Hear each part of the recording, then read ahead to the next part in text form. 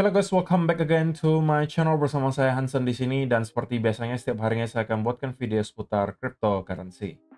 Apa kabar kalian hari ini semuanya? Semoga dalam keadaan yang baik-baik saja. Teman-teman, kita melihat Bitcoin pada akhirnya berhasil untuk breakout di atas angka 120.000 dolar. Sesuai dengan ekspektasi kita di video kemarin bahwa saya sampaikan, kita melihat ada indikasi bahwa Bitcoin akan bersiap untuk menuju ke area 120.000 dolar. Itulah yang proses kita lihat terjadi hari ini, dan kita bakalan bahas di video hari ini bagaimana update-nya in terms of price action, diikuti beberapa data di belakang layar yang menurut saya cukup penting untuk kalian simak. Jadi pastikan kalian stay tune terus sampai akhir video. Per hari ini kita melihat crypto global market cap itu berada di angka 4,05 triliun dolar atau naik sekitar 2,06%. Kalau misalnya kita memperhatikan top 10 coin sendiri, keadaannya juga dominan berwarna hijau ya. Kenaikannya ranging antara 0, sekian persen hingga kurang lebih 2%. Yang menjadi top performer hari ini adalah Bitcoin. Kenaikannya 2,76% ke 121.682 dolar. So, itu adalah outlook sementara dari beberapa top coin yang ada. Sekarang kita langsung aja masuk ke beberapa data dan berita terbaru hari ini. Yang pertama, teman-teman, kita harus update dulu untuk event eksklusif giveaway sekaligus trading competition yang bakalan berakhir di tanggal 15 Agustus ini.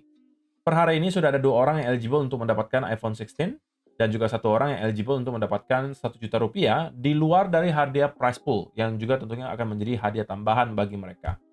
Kalau misalnya teman-teman yang tidak hit ke volume yang ditentukan di sini, nggak usah khawatir, kalian juga akan mendapatkan hadiahnya jika kalian masuk ke top 10. Jadi kalau kalian masuk ke top 10, kalian sudah menggaransikan diri kalian untuk mendapatkan bagian dari prize pool. Sedangkan yang di luar top 10 itu akan dipilih 10 orang secara random untuk mendapatkan sisa 20% dari prize pool. Jadi kalau misalnya kalian mau menggaransikan diri kalian dapat hadiah dari prize pool, pastikan kalian masuk ke top 10. Oke? Dan untuk kalian yang merasa telat masuk ke event kali ini, nggak usah khawatir karena saya akan adakan event eksklusif giveaway season kedua dan juga sekaligus trading competition tentunya, yang bakalan kemungkinan dimulai di tanggal 16 Agustus nanti. Jadi pastikan kalian sudah bersiap dulu dari sekarang dan juga menunggu pengumuman selanjutnya. Tapi sembari menunggu, kalian mending daftar dulu ke Margex. Linknya sudah ada di kolom description box di bawah dan deposit dulu. Sehingga ketika pada saat eventnya dimulai, kalian bisa langsung start farming volume dari awal supaya memperbesar kemungkinan kalian mendapatkan hadiah produk yang nanti akan saya tambah. Tidak hanya berupa rupiah dan juga iPad ataupun iPhone, tapi kemungkinan juga akan ada laptop dan lain seterusnya. Oke? Kalian juga mungkin boleh kasih request kira-kira hadiah apa yang menurut kalian cocok untuk kita jadikan sebagai prize di event berikutnya di kolom komentar. Supaya saya bisa tahu, oh rupanya banyak yang pengen laptop misalnya, banyak yang pengen ROG misalnya, atau banyak yang pengen motor misalnya. Itu bisa saya nanti lihat di kolom komentar supaya saya tahu, oke, ini event berikutnya mungkin kita bakalan bisa berikan hadiah tambahan produk A, B, C, D gitu ya. Oke, jadi itu adalah update untuk hari ini. Kalian bisa cek sendiri volume kalian sudah di angka berapa. Berikutnya, teman-teman, pada akhirnya kita telah melihat Bitcoin berhasil untuk break di atas angka 120.000 dan menjemput area of liquidation yang telah kita bahas selama beberapa minggu terakhir. Saya sampaikan di video mungkin sudah 3-4 kali sebelumnya, bahwa area 120 sampai 121.500 itu kemungkinan akan menjadi magnet gitu ya bagi harga Bitcoin. Kenapa? Karena area tersebut tumpukan likuidasinya itu sangat-sangat masif, dan per hari ini kita telah melihat market maker berhasil gitu ya untuk menjebol di atas angka 120.000 dolar. So kita bisa ambil kesimpulan bahwa area of liquidation yang cukup besar itu telah berhasil kita jemput, dan sekarang market sudah berada dalam keadaan yang jauh lebih sehat. Kita harus melihat bagaimana respon market atau secara spesifik Bitcoin ketika break di atas 120.000. Apakah kita akan mampu maintain di atas area tersebut atau tidak? Nah, kita bakalan nanti bahas lebih detail dari segi price action tentunya. Tapi ini adalah tentunya sesuatu yang lebih sehat untuk kita lihat, yaitu adalah area of liquidation yang telah berhasil kita jemput. Yang kedua, teman-teman, ini sudah lama ya kita tidak melihat chart seperti ini. Chart yang menggambarkan psikologi market. Dan kalau misalnya teman-teman ditanya hari ini, kira-kira menurut kalian Bitcoin itu ada di fase mana gitu ya? Di mana diawali dari fase akumulasi, trend emergence, ada momentum building, first sentiment extreme, kemudian ada bear trap, renew optimism, FOMO, euphoria, dan kemudian start masuk lagi ke siklus bear market. Kalau menurut saya secara pribadi sih, kalau Bitcoin ya, itu mungkin sudah masuk antara fase renew optimism atau FOMO gitu ya. Dan akan berakhir tentunya di fase euforia biasanya sebelum pada akhirnya kita start untuk mendapatkan pelemahan momentum and then roll over dan kembali masuk ke bear market. Nah, saya rasa kita sudah dekat gitu ya. Kalau misalnya kita akan melihat Bitcoin lanjut naik dari sini, mungkin fase FOMO dan juga euforia itu datangnya kurang lebih bersamaan gitu.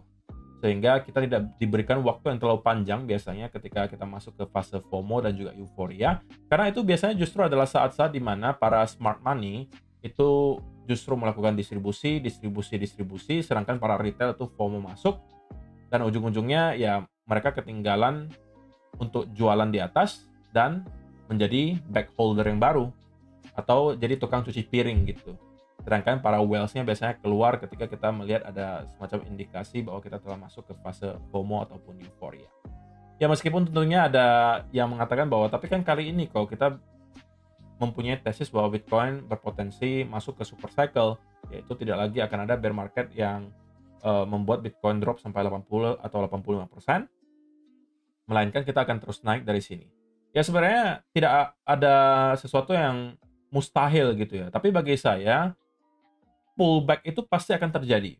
Kalaupun bear market yang kalian maksud itu adalah seperti cycle-cycle sebelumnya, di mana kita drop 80-85%, oke, mungkin saya setuju. Kemungkinan di mana kita akan melihat bear market seperti itu lagi, mungkin tidak lagi sebesar cycle-cycle sebelumnya. Karena sumber demand bagi Bitcoin sekarang itu sudah jauh lebih banyak. Tapi itu bukan berarti kita tidak akan bisa melihat Bitcoin itu mendapatkan koreksi yang signifikan. Bisa aja mungkin 40-50%. Ya, itu kalau misalnya di stock market, bahkan koreksi 20-30% saja, itu sudah terkategori bear market, teman-teman. Jadi mungkin kita bisa shifting gitu ya, pandangan kita atau perspektif kita terhadap kata bear market untuk Bitcoin, karena kali ini mungkin bisa sedikit berbeda. Dan kali ini mungkin kalau kita masuk ke bear market, itu kita hanya akan terkoreksi mungkin 30, 40, atau 50%. Drawdown-nya bakalan lebih sedikit dibandingkan dengan cycle-cycle sebelumnya. Terkecuali gitu ya, ada semacam black swan event yang terjadi secara tiba-tiba, yang out of nowhere, kemudian bisa membuat Bitcoin cacat secara fundamental gitu ya. Misalnya bisa ke-hack atau gimana. Nah, itu mungkin bisa membuat Bitcoin drop sangat luar biasa. Tapi selama hal-hal seperti itu tidak kita lihat terjadi, akan sangat sulit bagi saya untuk membayangkan Bitcoin bisa kembali drop 80-85% dari harga sekarang. Oke? Berikutnya, ini juga adalah alasan kenapa teman-teman secara pribadi juga perlu punya analisa sendiri, gitu ya. Bahkan orang-orang terpintar di dunia pun kadang-kadang bisa memberikan kalian sinyal yang salah.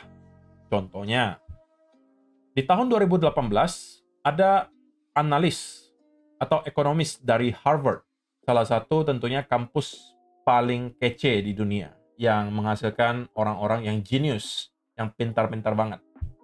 Jadi ekonomis dari Harvard ini di tahun 2018 menyampaikan Bitcoin satu dekade dari sekarang, artinya tahun 2028, itu kesempatannya lebih tinggi berada di angka $100 daripada $100.000. Tapi kita perhatikan, bahkan di tahun 2025 saja sekarang, Bitcoin itu ada di angka di atas $100.000. Jadi sudah jelas analisa yang diberikan itu ya tidak benar, teman-teman. Dan ini sekali lagi menunjukkan ke kita bahwa sejago-jagonya seorang analis itu pasti ada margin of error-nya. Oke? Jadi kalau misalnya kalian tidak memiliki planning sendiri terhadap investasi kalian, ya ujung-ujungnya kalian akan selalu kemakan berita-berita yang salah gitu. Kalian harus punya pendirian sendiri, harus punya sistem sendiri yang works buat kalian, dan bolehlah kalian jadikan mereka sebagai mungkin semacam second opinion, tapi itu hanya untuk menambahkan informasi untuk kalian, tidak untuk kalian jadikan sebagai bahan untuk ditelan secara mentah-mentah dan ambil keputusan dari itu. Oke?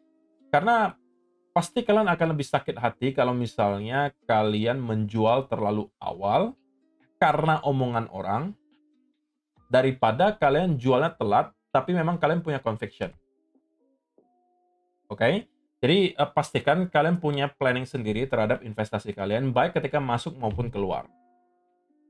Kalau misalnya kalian merasa bahwa Bitcoin sekarang sudah harganya terlalu tinggi, sudah terlalu mahal, dan gains-nya tidak lagi seberapa, dan kalian misalnya memilih untuk keluar dari market setelah misalnya kalian berhasil akumulasi dari bear market misalnya di tahun 2022, ya saya sangat memaklumin hal itu kalian lakukan. Karena kalau misalnya kita ukur teman-teman dari bear market hingga sekarang, ini bahkan chart-nya nggak nyampe nih. Tuh. Dari bear market hingga sekarang kurang lebih kita telah mengalami kenaikan hampir 700%. Itu hanya terjadi dalam kurun waktu 3 tahun, teman-teman. 3 tahun dapat gains kurang lebih 700%. Di mana lagi kalian bisa dapatkan gains setinggi itu? Walaupun ada, tapi nggak banyak, jarang-jarang banget. Terutama kalau aset yang sebesar Bitcoin.